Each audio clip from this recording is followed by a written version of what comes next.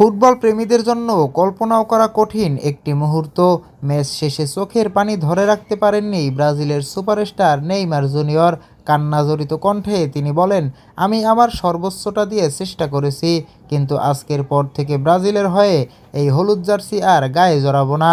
MetLife stadium থেকে শুরু করেছিলাম, এখানেই শেষ করলাম, সব শেষ। এই কথাগুলো বলেই আবেগে ভেঙে পড়েন নেইমার। তার চোখের জল যেন কোটি কোটি ব্রাজিল সমর্থকের হৃদয়কেও ভারী করে তোলে। বছরের পর বছর ব্রাজিলের হয়ে অসংখ্য স্মরণীয় মুহূর্ত উপহার দিয়েছেন তিনি। অসাধারণ ড্রিবলিং, দুর্দান্ত গোল, অ্যাসিস্ট আর লড়াকু মানসিকতা নিয়ে নেইমার নিজেকে ব্রাজিল ফুটবলের অন্যতম সেরা মহাতারকাদের একজন হিসেবে প্রতিষ্ঠিত করেছেন। যদি সত্যিই এটাই হয়ে থাকে তার শেষ ম্যাচ, তাহলে ফুটবল ইতিহাসের একটি আবেগঘন অধ্যায়ের সমাপ্তি ঘটবে। মাঠে নেইমারের হাসি, জাদুকারী স্কিল আর দর্শকদের উন্মাদনা সবই হয়ে থাকবে অসংখ্য স্মৃতির অংশ।